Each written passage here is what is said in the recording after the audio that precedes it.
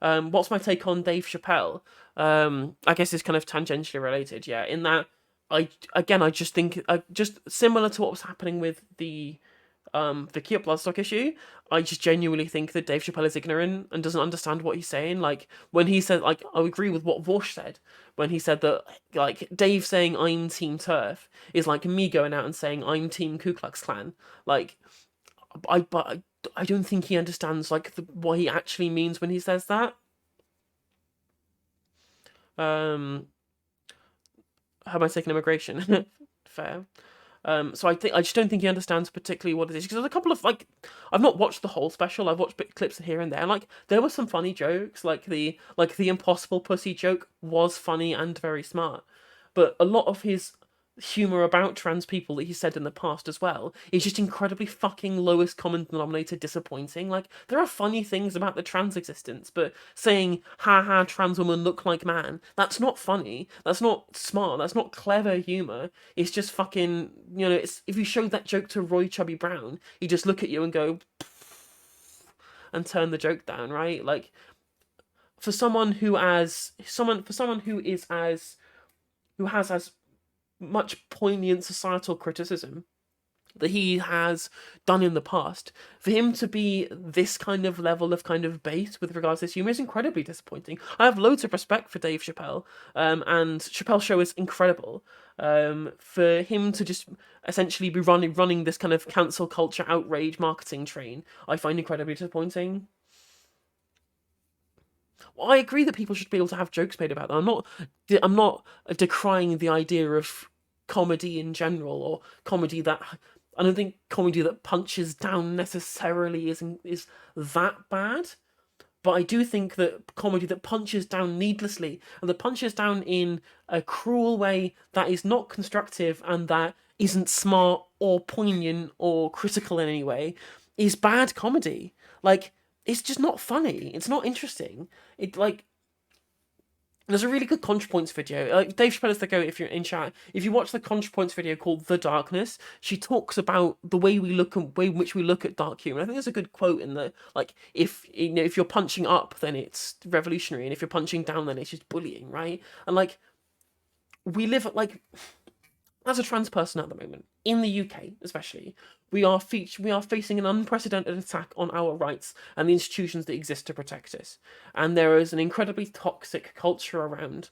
About trans people's existence and what they are, people accusing us of being like secret rapists trying to get into women's facilities to be able to abuse them, like openly mocking us in broad daylight, thinking we're just like nature's punching bag and we're kind of the culture war issue du jour, right?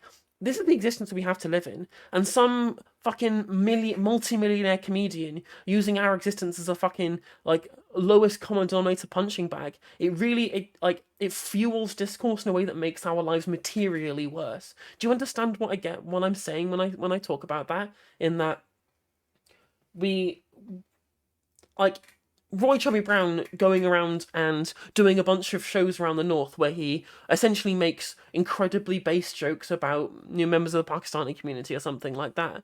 Do you think he's making life better or worse for Pakistani people in general? It's not a joke made out of made to make light of some difficult part of like the existence of a marginalized group in a way that would be cutting or funny. It's just like a like some kind of again like cruel kind of level of punching down. I just doesn't make for good comedy. It's not smart. It makes people's lives materially worse as far as the discourse is concerned, and all it is just kind of, I think, a cynical way of farming outrage marketing for clicks.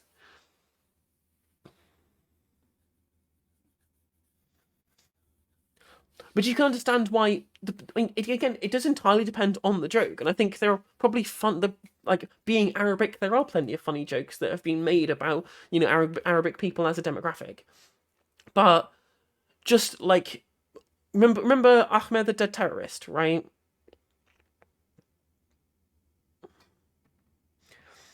Like things like that, and the way in which it wasn't even funny. It was just dull and boring and cynical. Yeah, like it it's not good humor, and all it does is make the discourse worse. it's really difficult because I do genuinely believe in the power of comedy, and I love Frankie Boyle, I love Jerry Sadowitz, I love all these people who make cutting critiques of modern life in a way that is can be edgy and close to the knife, near the knuckle, without being so base as to resort to just being a level of bullying, right? Yeah, 100%. Yeah, 100%. He wouldn't be able to perform like that today. And I do feel a lot of these people are just like they're trying to exist in a world, especially people like Jeff Dunham, where they still live in this airplane food. What's the deal with that universe where they're just selling the same old stale stories, and people just don't want to listen, and they think they're being cancelled. People are just like, well, no, it's not funny and it's not interesting. It's not smart. It's just boring and mean, and they don't really want to look at that. Like, there's a really great James Acaster piece where he's like, well, you think you're challenging people by attacking the trans community? Like, yeah, you know who do the trans community's been really, really calling for a challenge. They really gonna be checking their privilege on the way home, but you really showed them, you brave little cis boy. You showed the trans community what's what. And I'm like, sure, I guess. I guess we can just be like pawns in a little funny game. Like, 'cause that's what it feels like. It feels just being like nature's punching bag a lot of the time. Well, I agree. I don't think he has an ill intent, but I just think he's too ignorant of the issues and too ignorant of trans existence to be able to make these jokes in a way that isn't cruel and is smart. I don't think he's capable of doing that unless he actually goes out and talks to somebody. And like he even said to himself, if this is what being cancelled is, it feels great because he's making he's fucking top of the headlines all the time, and you know here I am talking about it.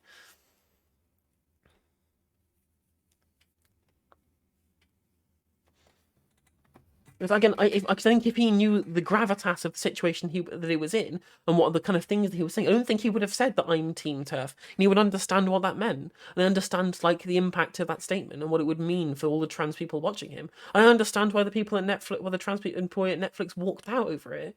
Like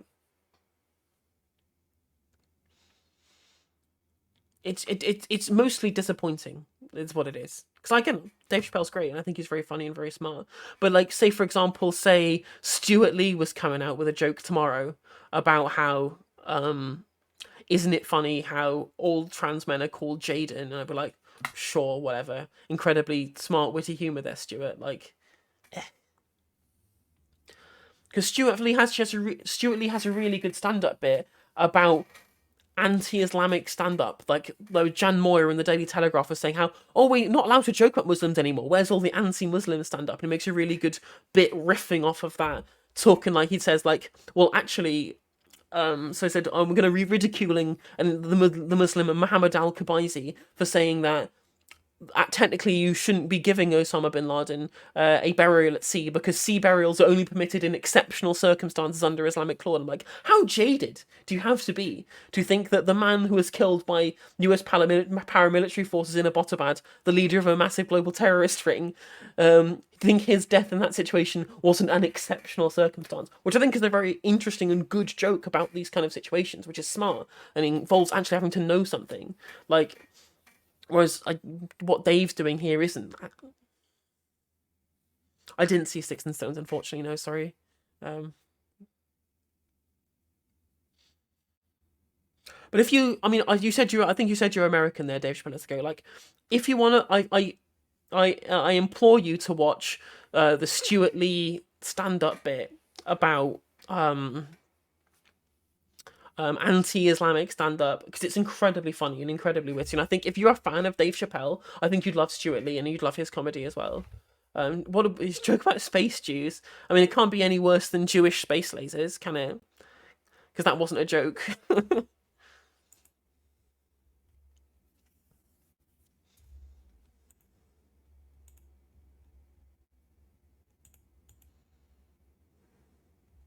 no, I didn't particularly see that joke. Um, I've not watched any kind of. I've not watched much of the newer Dave Chappelle stuff, so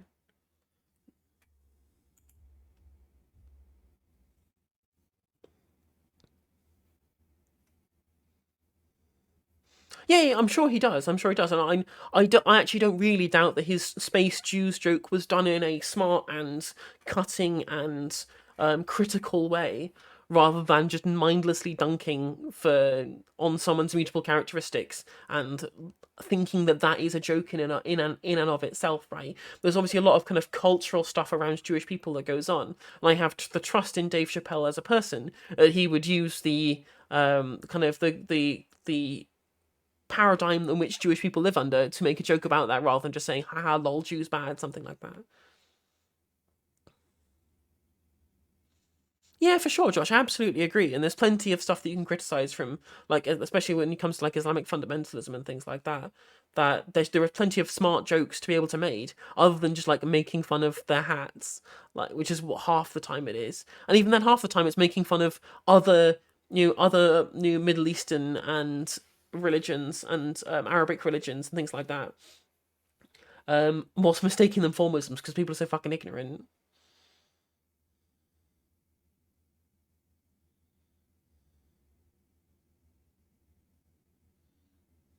And even then, like Islam is a religion that spreads far further than a single ethnic group. I mean, there's plenty of there's not much ethnic homogeneity in the Middle East, and there's also like Bosnia is majority Islam. You've got Chechnya, places like that.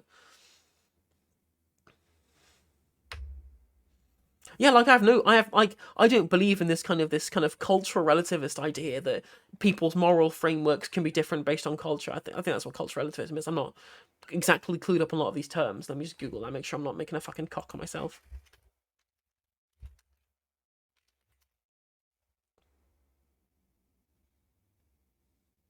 Yeah, I'm not. I don't believe in cultural relativism. I'm like again, I'm a utilitarian. I believe in the social utility that we gain from actions that are made and whether they are good or bad. They make good or bad outcomes. I do not give a shit about what someone's what the culture someone's coming from. If the thing that they do is bad and has bad outcomes, I will call it bad. I'm not going to let you use some kind of cultural nature to be able to get out of that. To be able to, undermine the utility of the action or the lack of utility in that case. So I absolutely agree with you, Josh, there. But again, as far as I'm concerned, comedy has to be smart and has to be make a point, has to be cutting. And I don't think that mindlessly mocking trans people for their appearance is particularly funny or interesting in that regard. But I'm not. I don't necessarily think that it's like. I mean, I probably misspoke there in that I think that saying someone is a transphobe or is a racist is incredibly reductive because again we're all materially affected by the cultural hegemony of the societies that we live in. We're all shaped by our experiences. So for example, when the people booed the English team taking the knee at the World Cup, and Benjamin Butterworth on GB News was saying, "Oh, well, these people are just racists." And I'm like, well, what else would you expect them to do when the right wing press has been demonising BLM as the thing, calling them evil Marxists, threatening to tear down British culture? Given the amount of stuff that, like the amount of negative press that these movements have gone through as part of this kind of culture war dynamic, is it any wonder that a bunch of just regular people gone to watch the football would boo people taking the knee for BLM at the World Cup match? These people probably don't harbour any internal resentment for any ethnic minority, like fundamentally, but their views are shaped by a society which denigrates minorities to fuel cultural discourse for clicks. Essentially, if you're looking at media outlets specifically, they thrive on that kind of stuff. And these people are just kind of, unfortunately, just get caught up in it. So calling people like that racist, or saying that Chappelle is a transphobe because he said because he you said something, an action that he did, like a thing that he said was transphobic in nature. Does that mean that he has any kind of internal like bias against trans people as a group, like internally? I don't think so. I just think we live in a culture that, excuse me, sorry, that denigrates trans people in general, and then he's picked up on that. I don't think he's really spoken. Really bad hiccups here. I think he's spoken enough with members of the trans community to understand the gravitas of the things that he says and does. And maybe he thinks he's being really smart and cutting, but most people who understand these issues don't think that he is. Well, no, we literally. is so frustrating to continually be used as a punchline, as a punching bag, as a culture war issue du jour, where our name is constantly trending on Twitter and people getting mad about it, saying that there's this huge narrative about the fact that we're somehow transing children and we're dangerous and that we're trying to get access to women's refuges to rape children. Like, people keep saying these things, and it's incredibly, incredibly frustrating that we're just part of this whole media culture war narrative. And Dave Chappelle, by doing so, is adding fuel to the fire. Like, it doesn't make the discourse any better, is what I'm saying. Because as soon as we come out and say, well, this is wrong, we get accused of cancel culture. That's not what I want to engage in. I want to engage in an effective dialogue, which we can't have because everything is so volatile. I just want to be able to advocate for my rights in a way that's not going to cause a fucking massive media shitstorm when everyone talks down to us.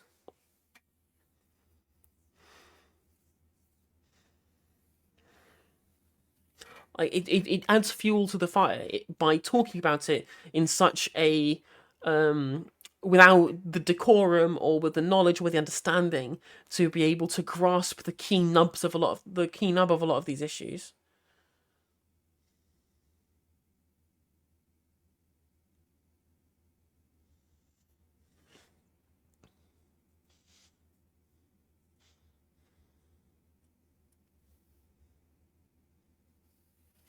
I, I just still have respect for him. He's done plenty of funny things. He's made a lot of good, incisive comedy.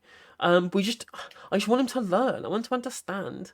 There was a good video by Doomer Media actually about what Dave Chappelle was talking about in his stand-up and where the jokes were funny and where they weren't. I highly encourage people to watch it, which is amusing because he got a lot of his clout from his Vorshine Ironically Evil um, video, and then got a load of rightoids who followed him, and they absolutely fucking despised his video about Dave Chappelle, which is funny.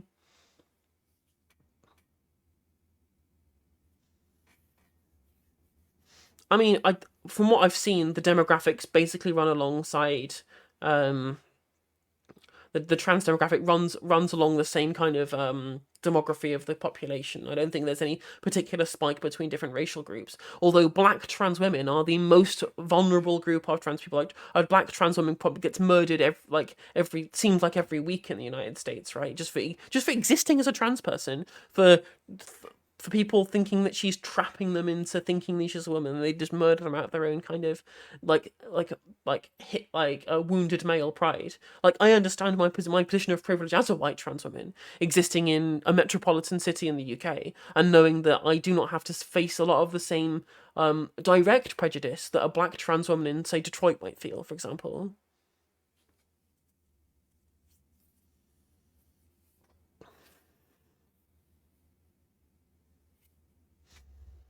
Well, no, they don't know about it because they're too busy talking about, you know, puberty blockers or pronouns in bio. We're all caught up in this all this nonsense. Like, let me just have a look.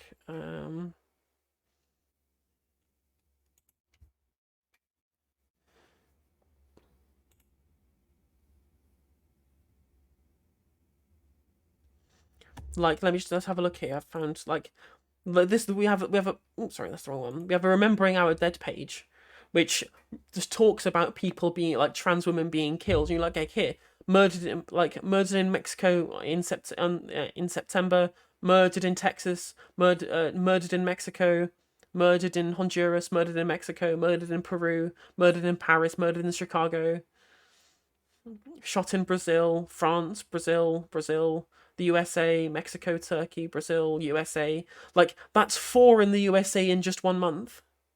Like, it's really dangerous existing as a trans person, especially in times like these where the discourse is so volatile.